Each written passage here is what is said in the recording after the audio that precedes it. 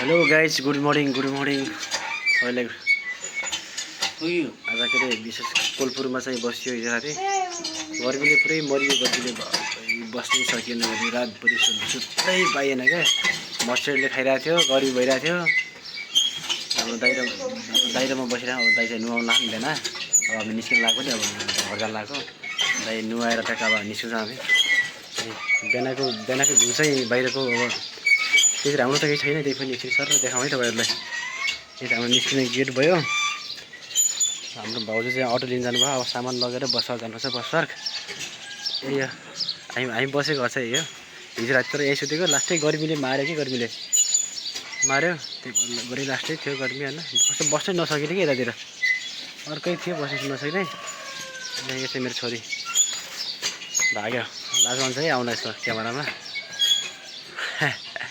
ए guys अब हेर्नु होला के गरौँ।